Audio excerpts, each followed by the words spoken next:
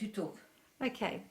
Well, tell me who you are first. What's your name and Dolores Johnston. Mrs. Johnson? Okay, so I was born on the 8th of August 1937. and so tell me how you came to To England. England. Yeah. How I came to England?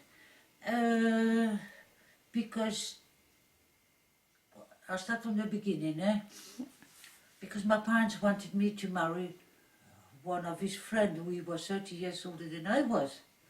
And he was a director of electricity company. And no, he was ugly. He was ugly.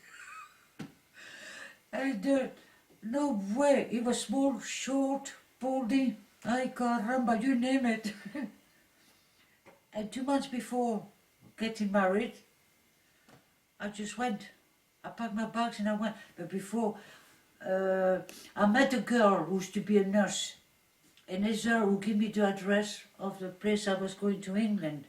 She worked up there. And Jack used to be a teacher. Well, I didn't know him.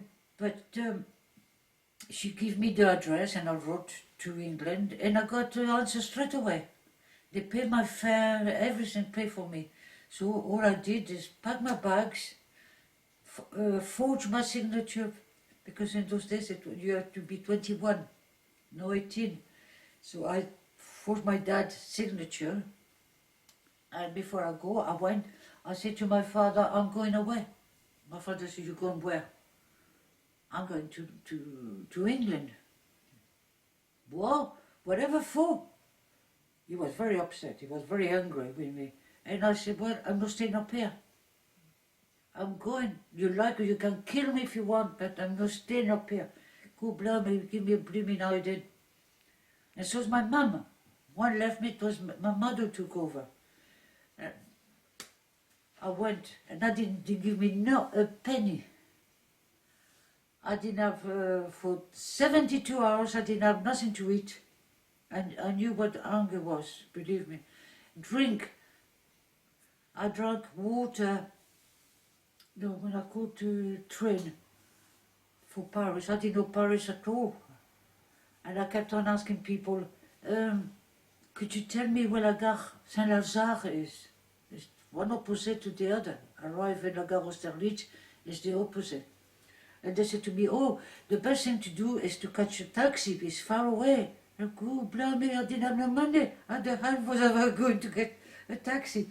So I was walking with my bag. I kept on asking, excuse me, is he far away, La Gare Austerlitz? And they said, oh, not too far now. You got to cross so many bridges and you are. Well, arriving there is a fountain in the middle of La Gare Saint-Lazare. If you ever go, you see it. It's a fountain. And I was so thirsty, and it's written, water not drinkable. And I thought to myself, I don't care. I die, I don't care. So I was drinking this water, and the people said to me, can you read? This water is not drinkable. And I said, well, I couldn't care less. I'm thirsty. Then I caught a train. It was a night train to go to Le Havre, to catch a ferry, to go to England. I caught 11 o'clock, the ferry boat left the harbour. 6 o'clock in the morning I arrived at Southampton in England. And those days it was women on one side and men, they were not together. Women on one side and men on the other side. And it was a magic. Before disembarking you got to pass the medical. There's a doctor on board, and when I was near to see the doctor, I used to go backwards. I was going backwards. Anyway, it came my time to be in front of the doctor, and the doctor got blah, blah, blah, blah, blah, blah. I couldn't understand the word English. I never spoke English, so I couldn't understand what he said. And all he was going to, he was keep on saying, and I said, no, I don't want to. Anyway, he couldn't do nothing with me. So he called an interpreter from Agent's Cook. He came on board And he said to me in French, the doctor wants you, he wants to examine you, so you got to get undressed. And I said, but whatever for? I've got no sore throat, I'm not ill. He said, but it doesn't matter, I still want to see if you're not carrying tuberculosis. So when I took my clothes off, I was covered with bruises from my neck right to my legs, and that's true. And they kept on asking me, how do you do that? And I said, oh, I fell down the stairs. And they said, no. You have who's been beating you up? And I said, no, I'm telling you, I fell down the stairs. And they could see they couldn't do nothing with me. And the chap from Agent's Cook, the translator, said to me, because in those days a lot of French women, girls, used to go to England and they were carrying the venereal diseases. But I was only a kid anyway.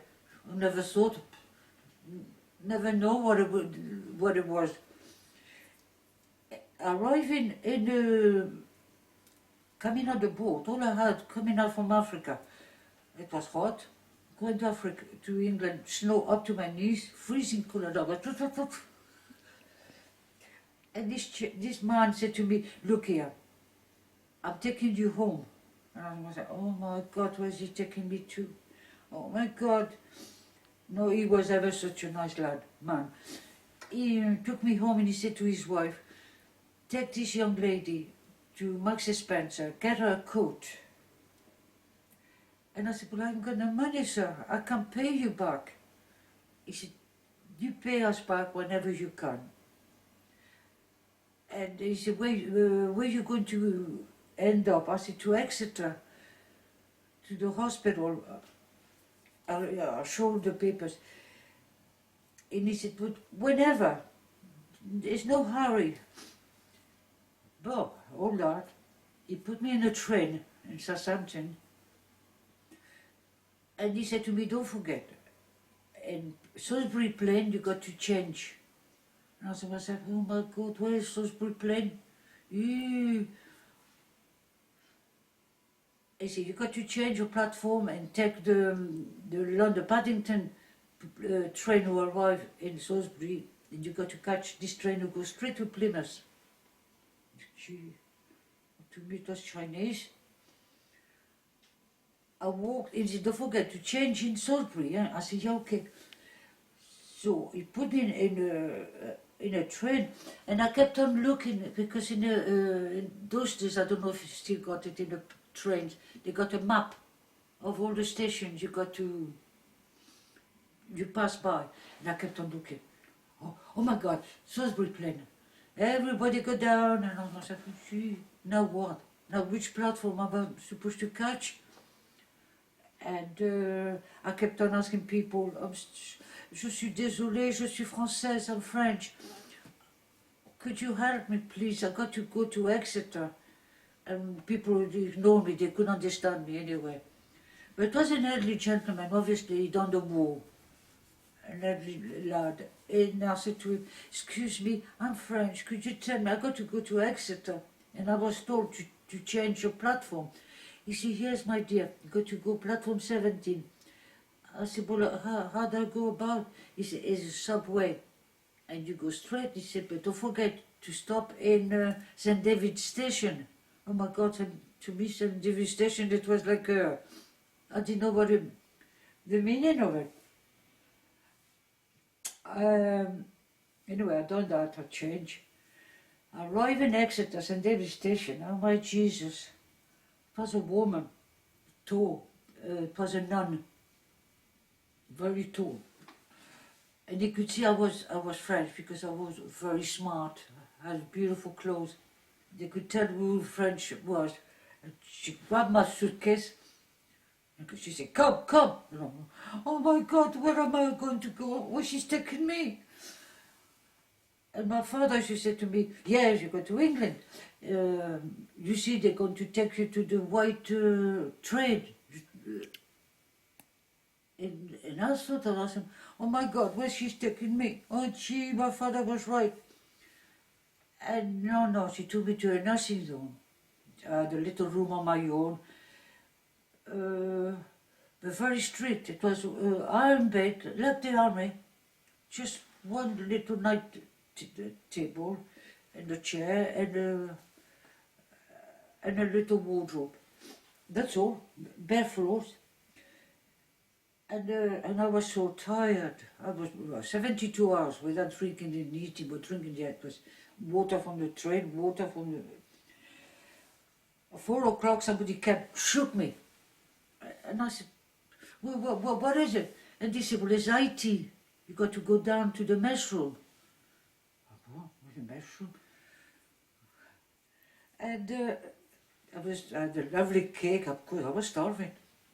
And they brought me tea, and I thought it was coffee. And I went, oh, what a horrible cup of coffee. And they said to me, it's no coffee, it's tea, English tea. I said, what, tea with milk? Oh, it's horrible. And they said, but you are in England, you got to do like the English people do. And that was that. And that's hard to show my parents I was not going. I enrolled at the Exeter College. During the day I was working as a care assistant so I could earn money. And I used to go every night after work. After 7 o'clock I used to go to the college night classes to learn English. Very, very intensive. 3 months after I could speak English fluently. Then I enrolled to the school of nursing school. And then I passed my diplomas. That was psychiatry. And then I done general again. And there you are.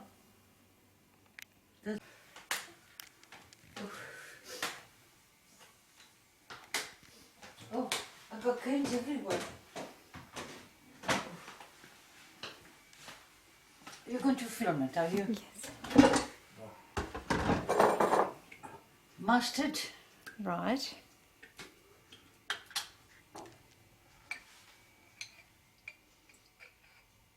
Spoon of mustard. Get some oil.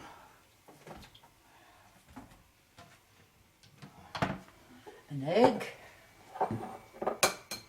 But it's only the yolk of egg, eh?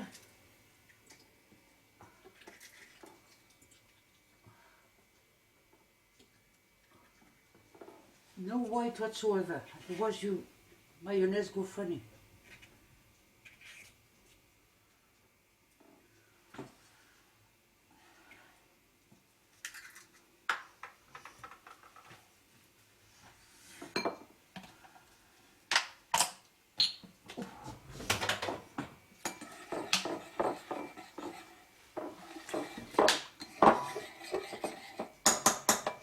Did you add the mayonnaise? Yes. In the ordinary... Your mayonnaise was delicious. As Phil made it. Yes, it was nice. Sometime John, one day I was working in Paris and John phoned me at 3 o'clock. Mom, I got visitors for lunch. I want to make a mayonnaise. He said, I forgot how you do it, Mom. So I told him, I said, blimey, at 3 o'clock in the morning you're ringing me up. No, my boss, they all can cook and... That's all there is to it. It's ever so easy.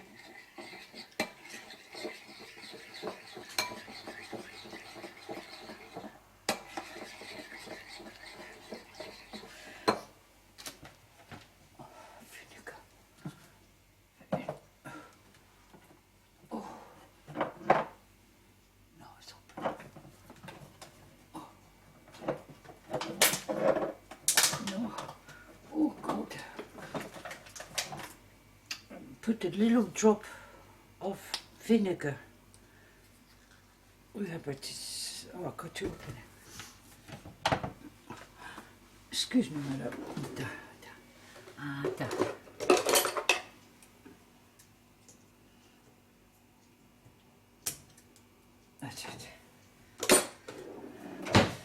put a drop of vinegar to make it solid. Only a little drop, and not much.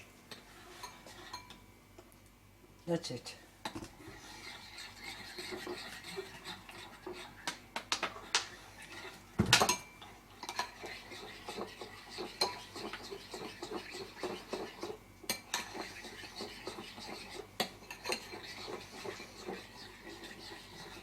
And the more oil you put, the more you get a filter in the cup.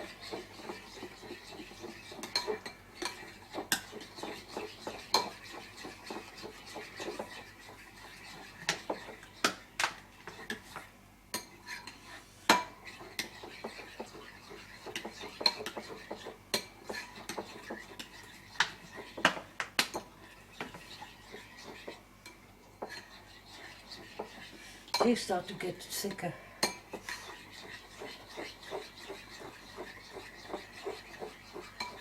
So I can book a table for 4 You for can. Sunday. You can. Filthy will go. Yeah, Filthy go and pick you up. But don't tell him, for goodness sake, I told you. He will go mental with me.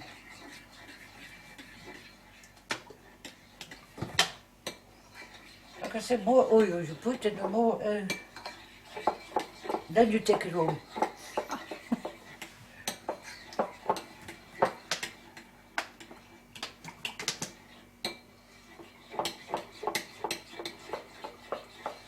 Say, look, Harry, what I done. Cheating Arab.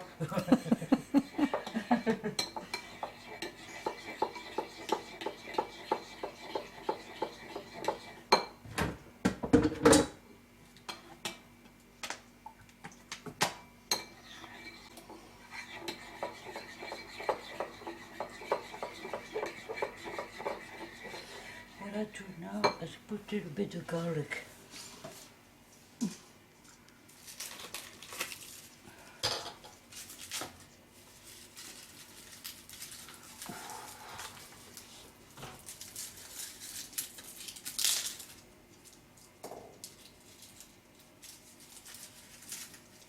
Do you like garlic?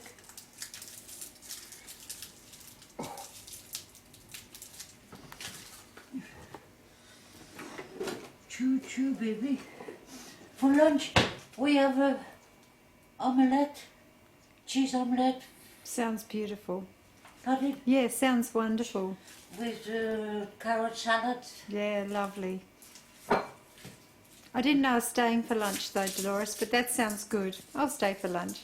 You what? I didn't know I was staying for lunch, but Of let's. course you stay Why for not? lunch. Of course I stay for lunch. Go home without eating.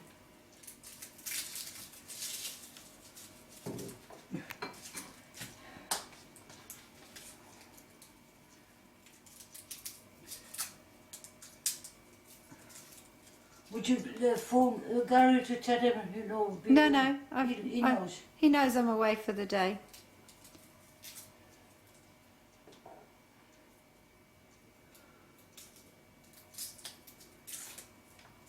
So, Dolores, while you're making the mayonnaise, tell me. You can tell me one of your stories. When you became a nurse, Yeah. what was your career like? Did you enjoy After 2 it? years, my contract was for 5 years. 5 years, no, 4 years. After 4 years, my contract was finished, and they wouldn't. Those days they wouldn't renew your contract. So I didn't have no choice. I had to go back to France. And France, no way I was going back home. No way. So when I said no, because if I go home, they're going to marry me with this chap. No way. I'd rather die as myself. They send me back. I know what I'm going to do. I go on the top of the boat and I go jump and drown myself. I don't want to go home. I'd rather die. And Jack, being my tutor, he was ever so kind. He said to me, well, only one thing you can do is to marry me, and you can stay in England and renew your contract. And I said, but I don't want to marry you, I don't love you. He said, well, you will learn, don't worry about it. So I phoned my parents, I wrote And those days we didn't have the telephone yet at home. Oh. And I said to my parents, I'm getting married. My father went mental. We do, I said, with my nursing tutor. My father said, no. He's English, no way, he won't come in this house unless you are engaged. Poor old Jack. He had the shock of his life. And we went home in 1958, I remember. My father and my mother wouldn't accept Jack at home because he was older than I was and he was divorced. Church of England, my parents are very Catholic. They wouldn't have him. So in the end I said, well, blooming shame. We come from, especially from England to show you Jack. And my father said, I don't care, will you show me? He said, but no, Nicholas, is that what you want? Okay. He said to Jack, you're not coming to my house, you're not going to get it in unless you engage. You go and buy my daughter engagement ring. So Jackie said, well, no problem. And we used to live 25 kilometers from my parents' house. So my youngest brother took us with his car, and Jack bought me my engagement ring. And so it was accepted. 2 years after we got married, we came to France to get married, to show my parents I did respect my parents no matter what. Oh God, I'm something stupid here. So we got married. It was nobody, it was only my parents and us, that's all. No sisters, no brothers? Yeah, my sister came, but my younger sister, she was only a young girl, she was not married at the time. And poor Jack, it's him who bought me my wedding dress, who bought me my bouquet, my veil, everything. It's Jack, because I said to Jack, I can't afford it. I only got the money from the nursing wages. And in those days I used to earn only £2.50, which it was very poor money. And anyway, I got married, not in church. I got inside of the church. Coming out, I saw the guy, which I did love him. I was really in love with. He was waiting for me to get out of to him and his, to get married himself. I cry and cry and cry.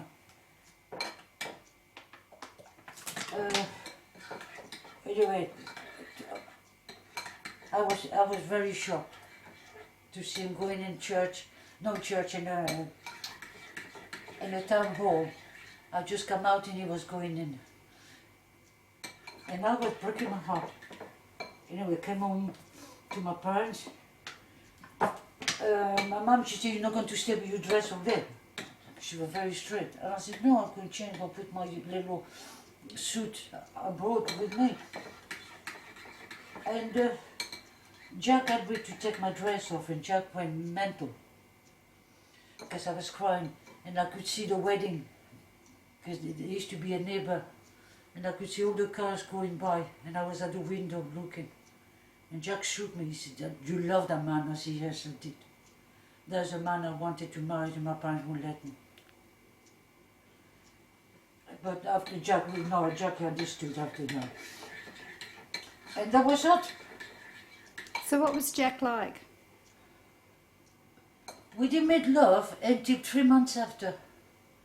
Because he used to respect me, he knew very well. I used to freeze. And no, for that he was a lovely man. He was very, very, very patient, and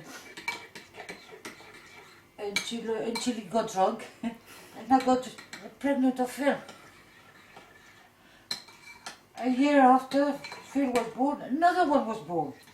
Jude, every time he got drunk, and And I said to myself, well, perhaps it's me who pushed him to drink because I did love him. To me, it was like a father and a brother, because like being so old, he was 17 years older than me. And that was it.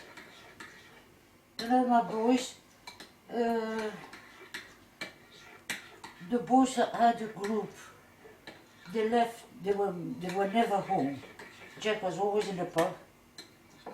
But you did kick him out, he was in the pub. And with my diplomas, I said to Jack, it's me. I put the cards on the table.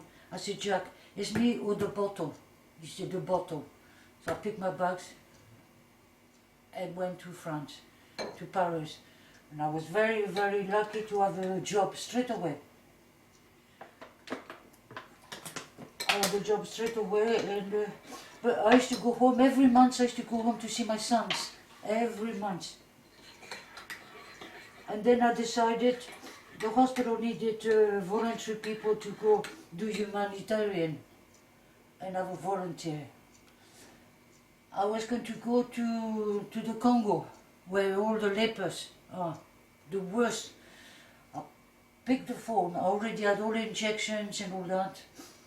And I picked the phone and I phoned my parents. I said, Papa and Mama, I'm going. My father went mental. He said, where are you going? I said, I'm going to the Congo. Look after the animation, looking after the lepers. My father said, you're going there. Do you realize it was 22 nuns who've been killed recently by the natives? And I said to my father, well, I hope I'll be the first one be killed. I was so depressed. You know, my kids, they were not home, Jack drinking. My home, it was everything. And my children was everything. Anyway, my father said, right, you go to the Congo and think you have got no more family, no more father, no more mother, no more brothers and sisters. And me, I love my family. I arrived in Paris. I didn't know Paris at all. I got a cousin, she's a sweetie. Oh, her and her husband, they were darlings. They said to me, what are you going to do, Dolores? I said, well, Papa don't want nothing to do with me if I go to the Congo. And that was the following day I was supposed to catch a plane to go to the Congo, to Brazzaville. I said to my cousin, have you got a telephone book? She said, yeah, what are you going to do? I said, I'm going to look all the hospitals. And I had a pad and I was writing. I saw a British hospital, no, American hospital. I took the telephone number.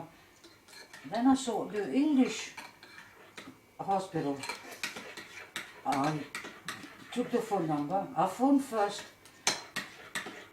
to the American, Mrs. Brown. She said, yes, could you come tomorrow morning, 10 o'clock for an interview? And I said, brilliant. I said, yeah, no problem. I didn't know Paris, so my cousin came and took me. She knew Paris, she took me. And then I phoned as well the British hospital to the metro and answered me, and I said, I'm in Paris and I don't know Paris at all. I said, I'm looking for a job, and she said, well, I'm no day duty because day duty, days is full. She said, but we need a night nurse badly for surgical ward. And I said, well, I do nights, I don't care what I do. I went for my interview to the American hospital first in the morning. They were so snob.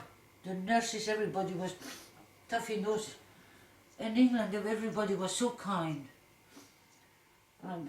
The matron took me to the surgical ward, to medical, to maternity ward, and I said to her, can I give you an answer tomorrow? She said, well, be quick because we need somebody to work.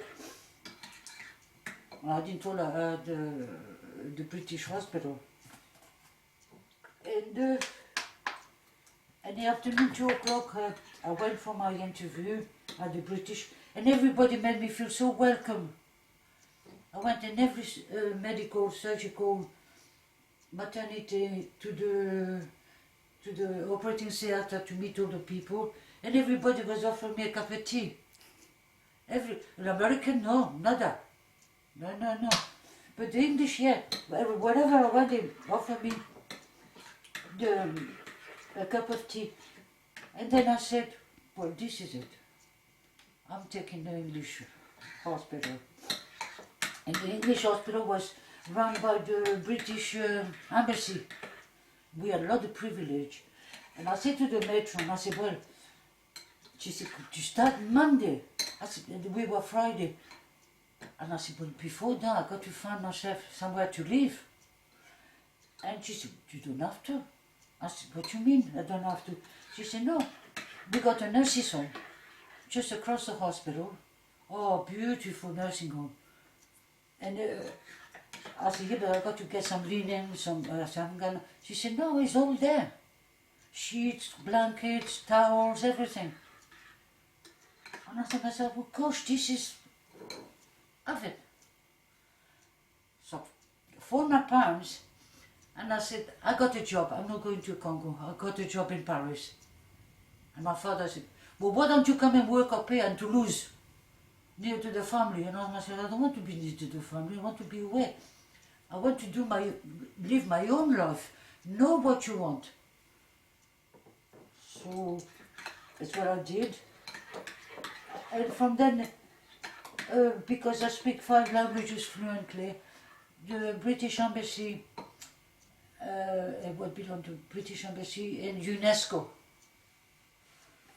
So, and they said to me, well, every language you speak, they give you 10% per languages. And I said, gee, I'm going to be rich. I was so poor. And then they start sending me away to all these countries, to Rwanda. I just missed Lady Diana, Princess Diana, because she used to come to see where all the mines and all that, the children usually. So we had to look after them, the children and the grown-ups. They were badly wounded by those mines. We stayed there 3 months. After that, they sent me to Somalia. After that, in Africa, we went to Congo, to Tunisia, Morocco, and from there they sent us to America, to Peru, very poor country, but they were lovely people, wonderful people, wonderful. Peru, we were looking for, because like I told you before, and to concentrate on the cancer, but it's more tuberculosis than cancer. We found it was a hell of a lot of cancer, tuberculosis. So we had to inject the children and the grown-ups, inject them to prevent them to don't catch the. And then, in Africa it was so funny. That was in Somalia. I go back again. We couldn't find, the government in Somalia couldn't find why it was so many babies being born. So we went, they sent us to show the women how to prevent themselves, to use the condoms. The following day went back, it was more babies than before. We couldn't understand why. So we had to interview the women. We said, but we'll give you the boxes of condoms. What you do with it? She said, oh yeah, our men use it, but they cut the end. Oh, that's silly buggers. No wonder so many babies, more babies than before. No, I had a very interesting life. Very interesting life. And there you are, then I come back. No, I went to near to Poland. We were sent to Poland, not far away from Chernobyl. And we didn't know they had an explosion. And we were 80 kilometers from Chernobyl. And we didn't know we were attacked by radiation. We were 3 nurses, one died with this illness, Fatty and I, and Fatty's only 52, same age as John, and she's in a wheelchair. But she got a good job, she's married, she got 2 kids. Et je mayonnaise. Magnifique. C'est magnifique, hein? Oh, c'est bon. Magnifique. This is so easy. 1 egg yolk, no white. No Make white. sure no white at all. A spoon of that, and oil, and a drop of vinegar to keep it, to make it to harden up. And more oil I put, and more become. Did you take it home for you, Okay. Mary? Magnifique. With fresh bread is nice. Beautiful. Beautiful. Now tell me, when you were raising your children, your boys, what was it like being a mother? Oh, my life, it was my children. We were so happy to be together. The children were playing music. About 3 or 4 o'clock they used to arrive and they used to sit beside my bed. Mommy, we're going to tell you what we've been doing.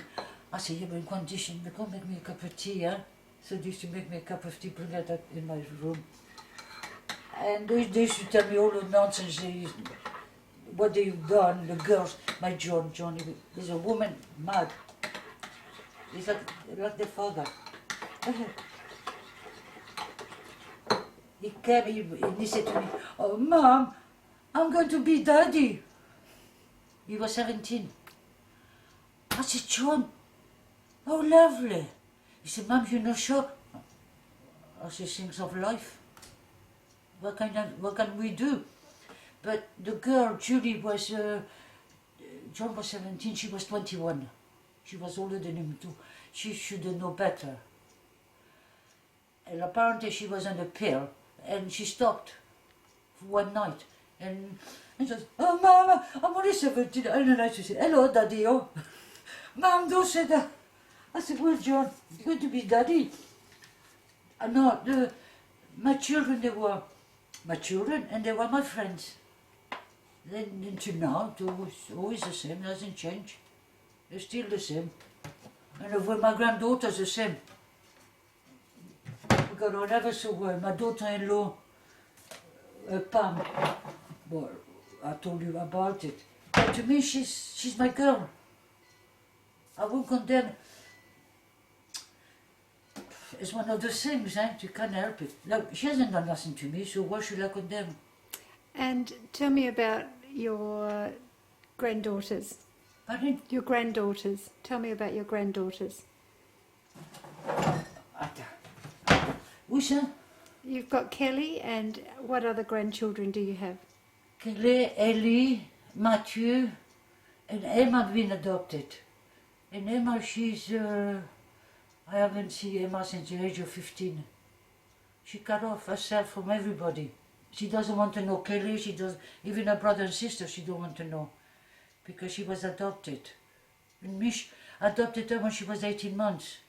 Her mum was a single mother, and Mish married his mum.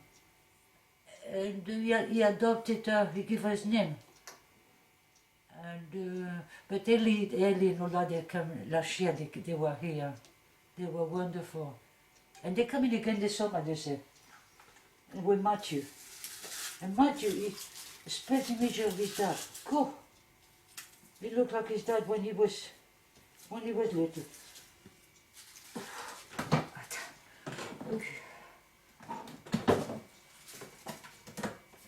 Voila.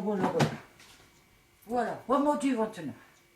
Do you want to test the mayonnaise? Grandma, we want to go to picnic, to do camping. I said, well, I haven't got no tent, darling. Oh yeah, but there's a shop in Exeter who hired a tent. I went over, and the tent, they were very expensive, I couldn't afford it. Truly, I couldn't afford it. And, I went in Woolworths, and I got a children tent. Just for a few pounds, I got this tent for.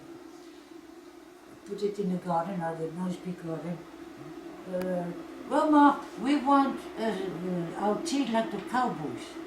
The beef burger, beef, baked beans, and baked beans, sausages, and chips. No problem.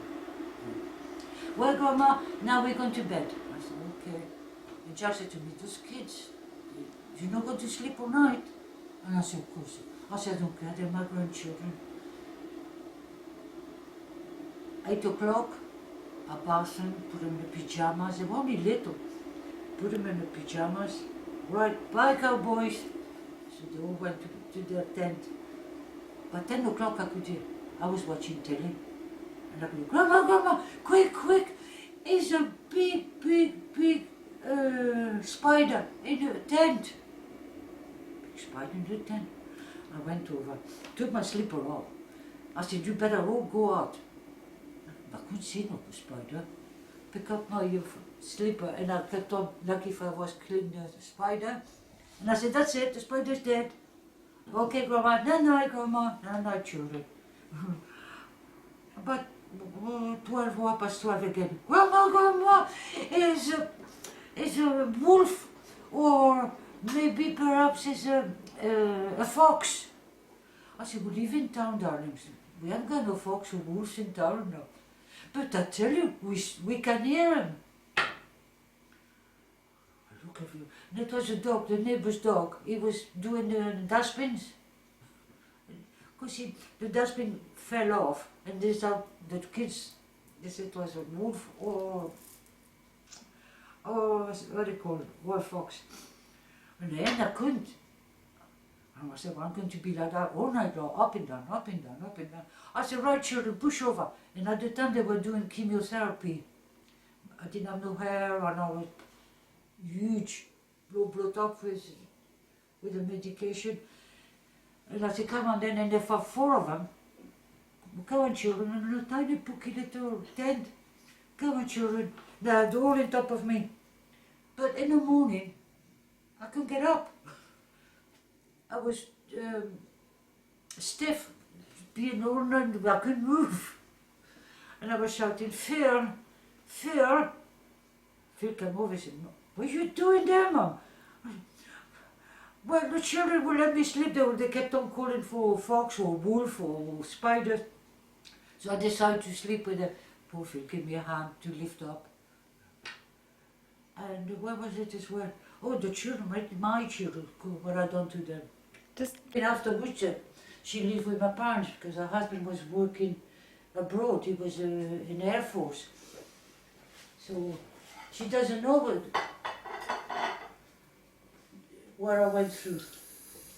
So, when you had your boys, you said you did a lot for your boys as a mother. Hang on, I can hear you very. Yeah, I can hear you 1 year. You were going to tell me some stories about being the things you've done for your boys. Well, my boys, oh my God, when they were little, I used to read books. Though I was very tired, I used to be on night duty, and I used to ask a lot of. I used to ask overtime because Chuck never gave me housekeeping. So I had to fend for myself and help my children to live. And so I used to do 4 jobs. I used to work as a cleaner, nursing, plus on my day off I used to go and clean at night time. I used to go and do the motorways, the M5 in England. I worked. I used to wash they had, you know, when they're building the motorway, they got hats where the engineers come to with the drawings and all that. Yes. Oh my God, it was full of mud. I had to go and scrape it, then sweep that, then wash it up 2-3 times because it was so muddy. Then the boss used to come with a bucket with wax, liquid wax. He used to throw, and I was all night long bumping. I was not on my own, because other girls and men used to work as well late. and went bumpity bump, and to didn't shine, used to come and used to look. It's no shining.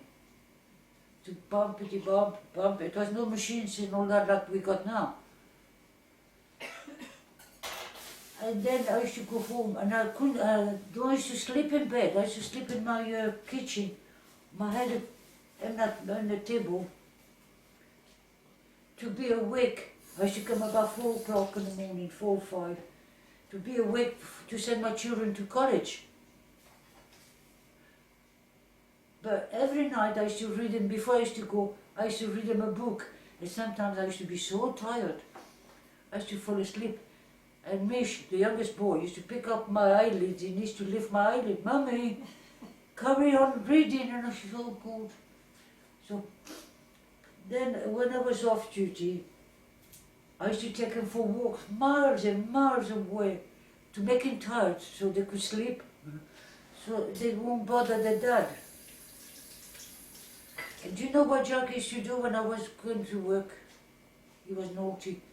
They were very little. He used to put whiskey inside of the bottles so they could sleep and he could go to the pub. And I said, only the boys told me after he died. I said, what? He could have killed my babies. He said, no, we all got drunk and we... That's why Phil won't drink. You don't see Phil drinking whiskey or shots, no. Or John either. Or Mish, no, they like the beer, but no shots. And I used to take him for walks. I used to put another rucksack around my shoulders, lemonade, biscuits, a grubby cloth. When they were tired, I was saying, Mummy, my legs won't carry me no more, Mummy. And I said, all right, now we have a picnic. So we have a picnic. And I give everybody, I said, to the boys, I said, now here's the Tupperware. We're going to pick some blackberries. So they used to pick. And when I used to come home, I used to make apple and blackberries crumble.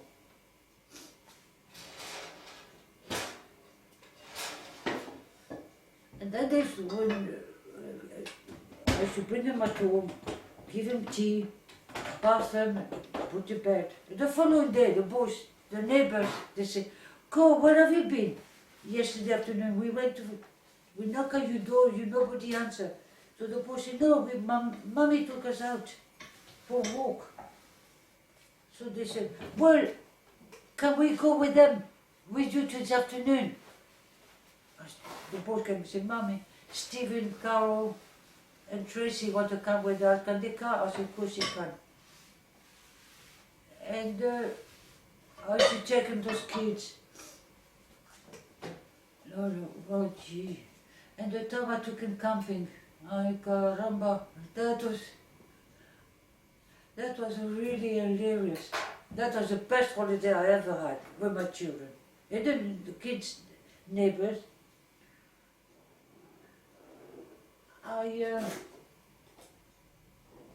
The boy said to me, "Oh, Mommy, can we go camping this year?" I said, "Yeah, why not? Of course we go camping."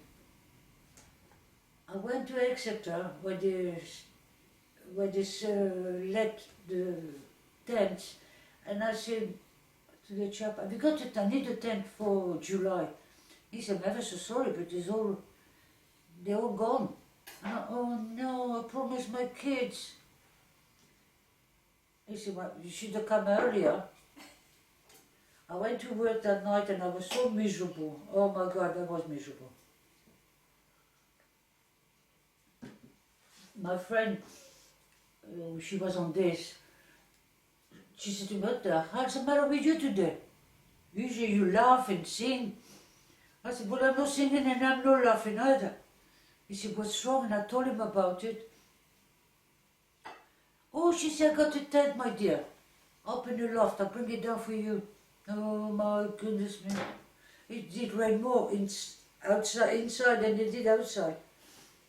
That night we pitched the tent We had a mighty storm. The boys said, Mummy, it's raining. I said, oh my God, it was really bad. So I said, here, there's some Tupperwares. We all had Tupperwares collecting the water. You looking for? I was looking for an onion. So keep Onion? talking. Yeah. You- Oh, You I looking just- for onion? yeah.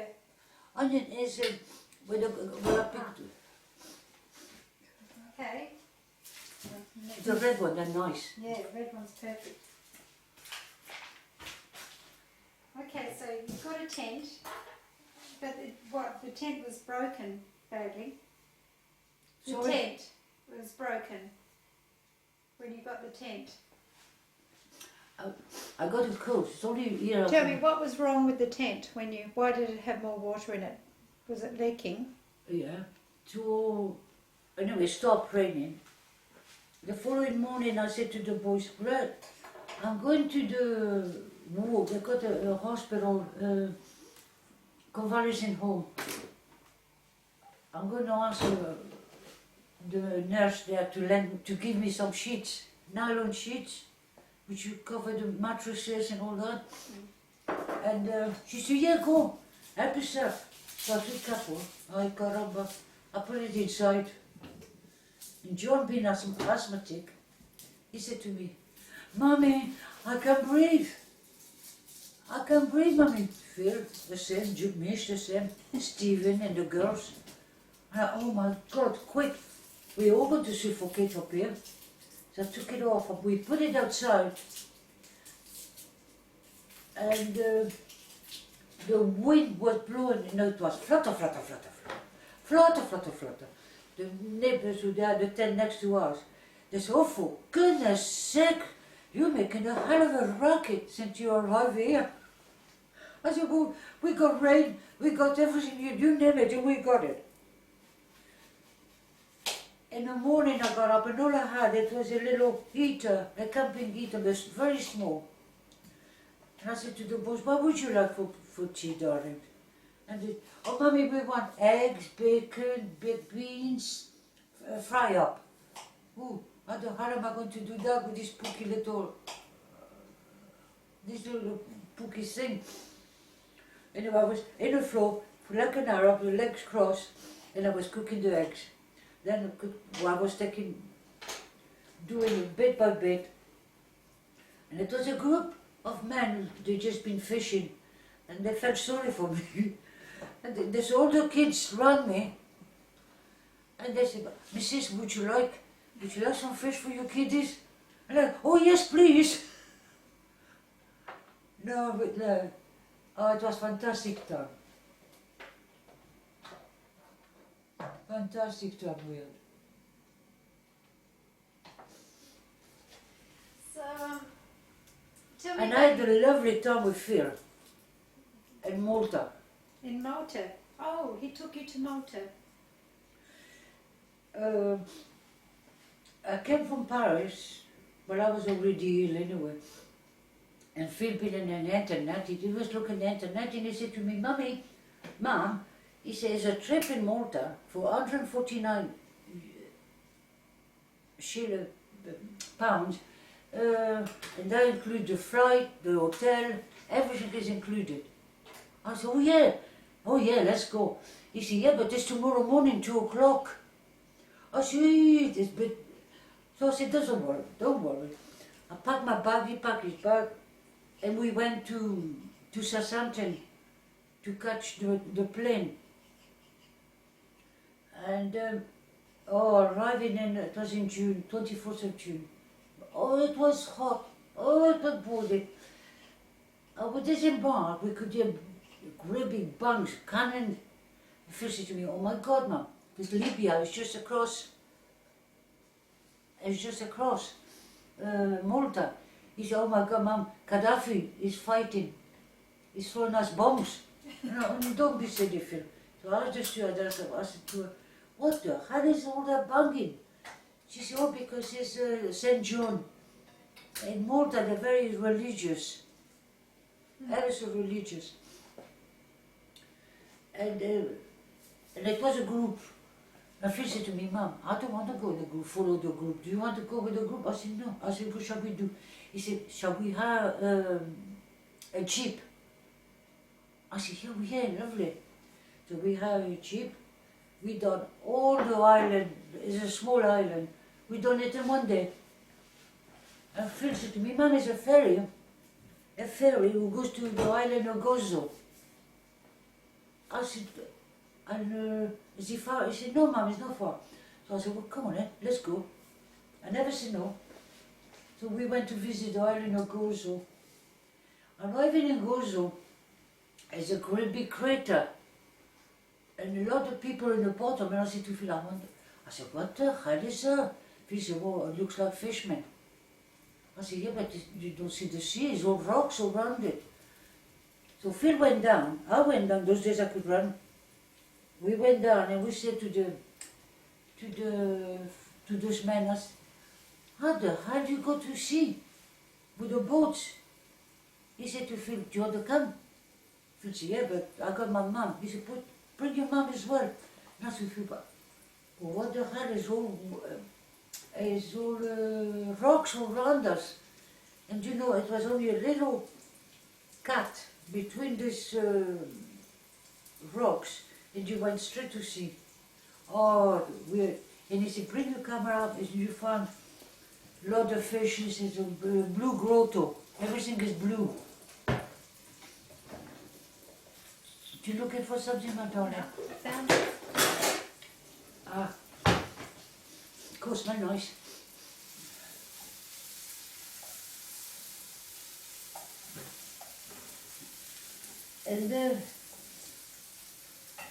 And Phil everybody was lodged in this hotel. It was not finished yet. And the owner of the hotel said to us, I'm ever so sorry, but it's not room for you and your son. But he said, we're building another hotel just across. Would you mind? Phil said, no, I'd rather be on my own with my mum. Oh my God. 5 o'clock in the morning, we could hear brrrr, brrrr. I said, Phil, what's that noise? He said, they're drilling. They're building these flats. Oh my God. And Phil used to get his mattress of his bed and used to put it in the balcony. And used to have a lovely view at the harbour. And Phil said to me, Mum, every morning I see this chap working on the rocks. I wonder what he's doing. I said, well, go and have a look. So he went over, and it was the early gentleman. He had like a sort of a rig, and it was salt, rigging salt. And he said something which the youngsters nowadays in Malta, they don't know how to do it. So,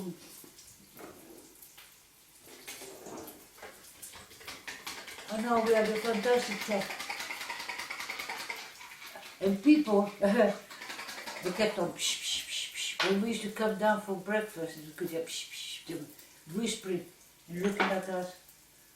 Phil said, what the hell's the matter with them? I said, you know, they think you're my toy boy.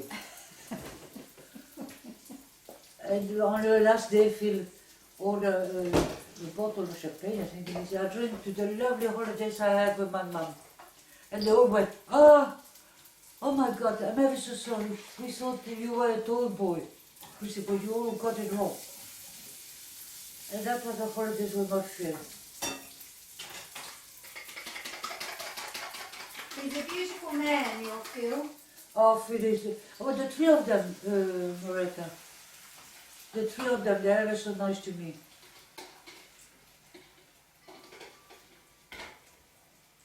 Yes. John, when he comes, it's my birthday in August. John will say, come on, Mum, get ready, I'm taking you out. And I said, no, John, you go and enjoy yourself. Oh, she is. No, she was in Phil's room. Hello, stranger. Hello, puppet.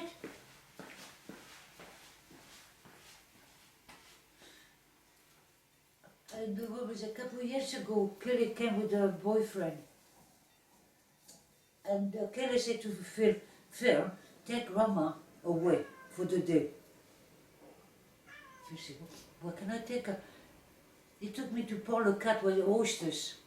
The oyster farm, the farm oysters there. Oyster farm. And he took me everywhere. Then he stopped me in Bucharest to have a Knickerbocker Glory. I feel like I did no more, full up. So Fritz said, well, look, 3:30, let's go home now. And I came home. It was happy birthday Grandma everywhere. They put 77 balloons, full color. One every year on my birthday. Then they put petals, the petals of the flower, roses. Yes, yes. Oh, I said, you're mad, Kelly. Then she said, we got a cake, Grandma, for you. And I said, good blood, I can't eat no more. I'm full up. He said, no, the night is not over yet. So they booked a table at the restaurant at night up here in the harbour. The seafood. No. They know I love seafood. And I said, you are all crazy. That was my granddaughter. This is Kelly. And last year as well, it was Mish, his wife and his daughter, Ellie. And they said to Phil, take Mom. We're going to do something. So we went and had my oysters, come back. And Mish said, right, let's go to we're taking you out, Mom. All of us. I said, what, now what? Where are you taking me? We went to the lake of the Rao. Have you ever been to the lake? Oh, it's a beautiful lake up here. Called the Lac de la Rao. Have you been? No. Oh, it's fantastic. It's really fantastic.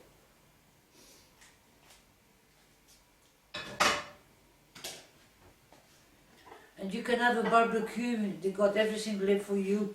But there's a restaurant there. Oh wow.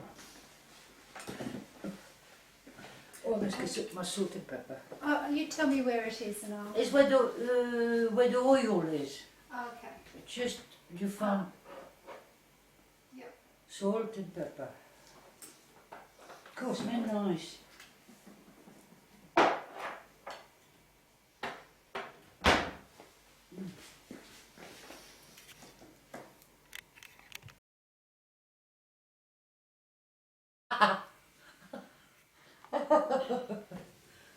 Well, that was the hospital. We used to go on a seminar, and it was Moscow. We had to go first before going to Leningrad. All day long we were visiting the Winter Palace, Pushkin. We went everywhere, and we were blimmin' fed up looking around and looking around. You can't concentrate so much. You can't concentrate on everything. And my friend Fatih, the little nurse, she said to me, oh, let's go out and have a ciggy. And I said, oh, well, come on, eh? So we went out to have a cigarette. And, oh my God, it was snow up to our knees. I said to Fatih, oh Fatih, bro, what the hell are we going to sit? She said, oh, we sit in the back of the bench. That's what we did. And people kept on, we could hear tooting from far away. And I said to Fatih, oh, the silly buggers, somebody's tooting. And we didn't realize it was us, for us. So, all of a sudden we saw a gentleman running. We didn't know him anyway. It was the driver, the bus, the coach driver. He said, you two, always missing. We always got to look for you two. So we arrived in the coach, and all the nurses and doctors and surgeons, they said, you two buggers, always the last one. Where have you been? We said, well, we went for a cig in the garden. He said, what? Even with the snow? Yeah, even with the snow. And he said, right, well, you two are always late. You owe us a bottle of vodka for tonight. Oh, no problem, sir. Fatih and I, we went to the shop in the hotel. It's only hotel you could do shopping anyway. And we got 2 bottles of vodka. And Fatty and I, we were sharing the room. And Fatty said to me, oh, shall we have a drop of vodka? It was freezing. And I said, well, I never drank vodka, Fatty. She said, no, my either. I said, we haven't got no glasses. So she went in the bathroom and got the 2 tabs to clean your teeth. She got the 2 tabs. Little bit for you, little bit for me. And we were both drunk as a lord. And I said to Fatty, now what? We got to fill it up. And how are we going to, we'll have to get another bottle. She said, no, I'm not spending no more money. I said, well, if you don't know me either. She put water in the bottle of vodka. And she said, we are going, no, we went to the theater and we were so drunk we couldn't stay, they kick us out. A bunch of chap came over and they said, out. But all in Russian, we couldn't understand what he was saying. Well, anyway, we understood it was to go out. Well, we went for supper that night and we said, there, here's your 2 bottles of vodka, for goodness sake, some morning. The head surgeon, who's all great, that will warm us up, you know. This vodka tastes funny. Fatty and I, we started laughing. He said, what are you 2 little buggers, what have you been up to? Nothing, sir, nothing. So the surgeon, he said, well, try this one. Oh, this one tastes nice. He said, but this one tastes yuck. He said, tastes water.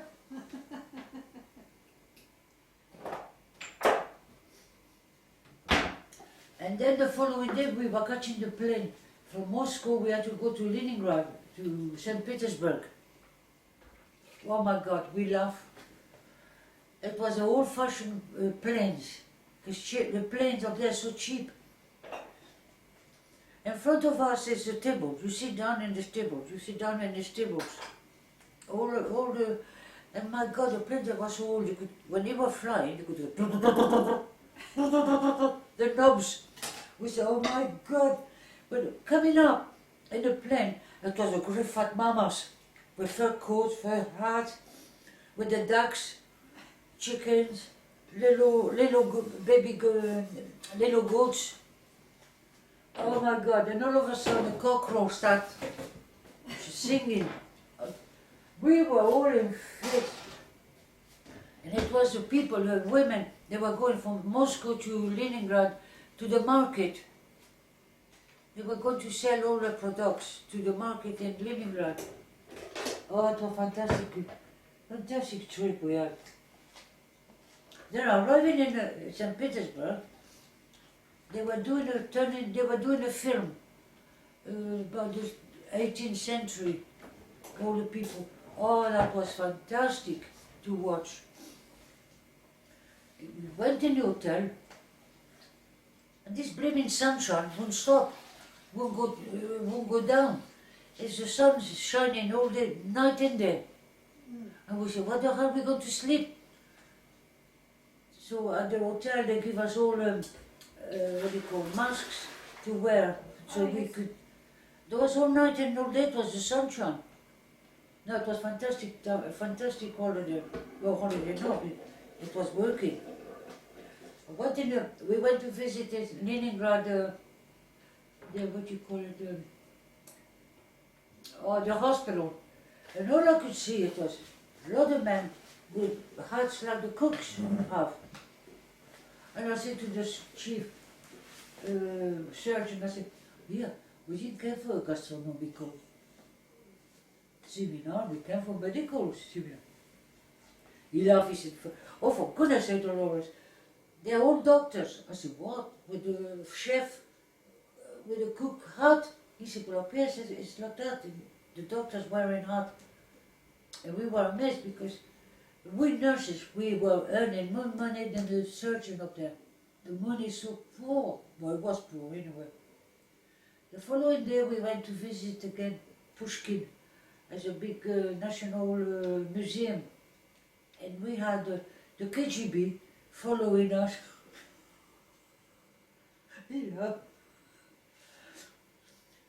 whatever you want, you couldn't touch nothing there. She said, yeah. Fatty said to me, oh, get it fed up, we've got these great fat women following us wherever we go.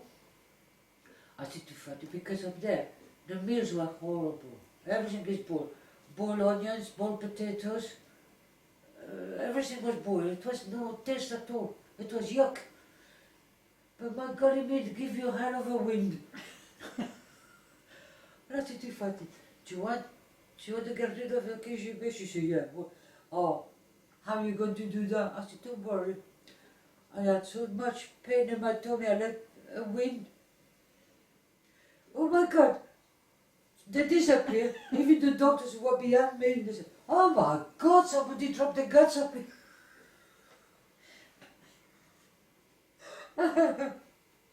It was so funny. She said, "Tu blood me."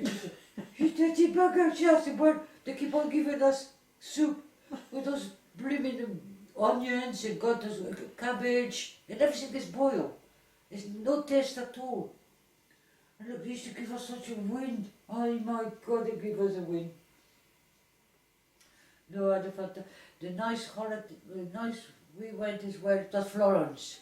Oh, Florence is beautiful. Oh, it was beautiful. Again, we went for a seminar. No holiday, just for the seminar. At night time, they all used to go together. Fatty and I, we said, no, we go on our own. We never been to Florence, but we found a nice little restaurant. It was very pooky. From outside, it was nothing special. We got inside, it was, the man was playing the piano. The Italian. Fatty can speak Italian. And he said to me, you came a little bit early because and it was a seafood restaurant. And I said to him, well, doesn't matter, we have a drink, lemon juice or whatever. And he started talking to us, his wife came over, the waiter, oh my God, the chef came over and he had his eyes. One playing the billiard, another one was marking points. I was ashamed, really. But they were such a nice people. People start coming after midnight. Yeah, because you got the La Strada, you got the theatre, and you know they're beautiful singers, tenors and all that. And after the theatre, they come there with this little restaurant to eat and singing, and they were lovely people. Anyway, oh, we laugh as well. And like I said, one up playing the billiard, another one was marking the points. We're fatty, we were killing ourselves laughing. You know, we had a lovely meal. And the actors, the singers, they all came at our table, they said, you two, they look so sympathetic. How do you call it? Simpatica. How do you call it? And you look nice girls. Very lively girls. And Fatty said, well, join us. So they all joined, and even the chef, everybody. After everybody left, the singers and the boss and his wife and the cooks, they all came and sat with us at the table. It was 3 o'clock in the morning, we got it. We were a little bit, because we're not used to drink, but they made us drink. And we didn't say no. And the following day, the doctor said to us, well, you two buggers, go on your own. We've been worried about you. I said, yeah, I'm 42. I'm not more a baby. I don't need a babysitter. He said, where have you been? I said, we went to this spooky little restaurant and we had a lovely time. We came 3 o'clock in the morning. We said, well, what about you? Oh, we went to the McDonald's. Yuck, McDonald's. No, we have lobster, we had oysters, we had all the best.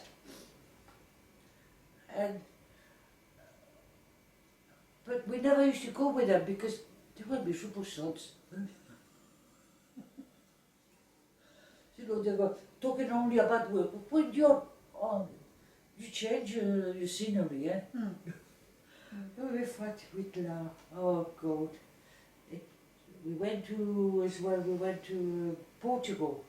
Oh my God, in Portugal. you know, be careful because the 1st of April in France, they got to sing to catch you. The 1st of April. Somebody can phone you or come to see you and say, oh, your boat is on fire. Would you believe it? And it's not true. They say, oh, le poisson d'avril, the fish, the April fish, on the April Fool. Did you have that in yeah, up here? A couple of weeks before I went, I was in Normandy with some friends. Fatty, who was my best friend, who she still is, she phoned me, she said, oh Dolores, on the 1st of April, and I didn't realize it was the 1st of April. She said to me, oh Dolores, the nursing home caught fire. You flat, burnt right to singes. She said, I said, what about my photos and all? It's all burnt. She said, I can see from where I am the curtain swinging with the wind. And I started crying. I said, oh my God, all my belongings. She said, everything is burnt. But my friends, they were in the police. And they said to her, you sure there's no policeman down the bottom of the nursing home keeping an eye on the flats for the nurses? She said, no. I said, something is wrong there. He said, usually when there's fire, there's always gendarmes standing by. So no pilfering or anything.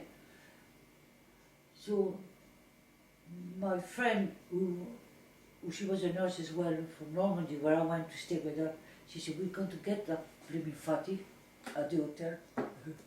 So we arrived in Portugal. It was in Lisbon. My friend, she was sharing a room with me, and she phoned me, and she disguised her voice. She was very good at disguising voice, and she said, Miss Langerbot, Mademoiselle Langerbot. She said, yes, who's calling? She said, do you know you've been expelled? You're not working no more for the British hospital. She said, what? And you waited for now to tell me coming to Portugal to tell me that? And another one, or he said, yeah, I'm afraid so. You're expelled from the hospital because you're not English. You're Moroccan.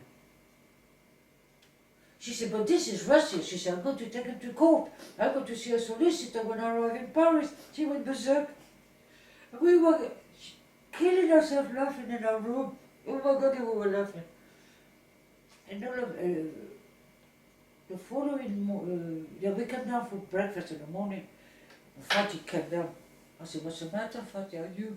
But I was the poker face. She said, somebody back phoned me. The hospital phoned me to say they expelled me from, I'm not allowed to work no more in a British hospital. And I didn't say nothing, no laugh or nothing. And all of a sudden, my friends, the one who phoned her, she started laughing. She said, what are you laughing at? 1st of April, April Fool. You bastard, you bastard, you really bastard. We were laughing. She said, well, you had Dolores a couple of weeks ago to say a flat caught fire, and it was not true. So she said, we took a revenge. Poor Fatty. No, we had a great time.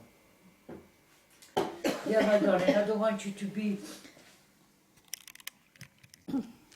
Well, boys, I hope...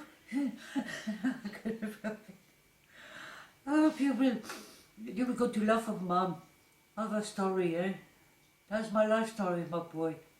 But I still love you all. And my Kelly. And Ellie. Okay, my boy. Bye.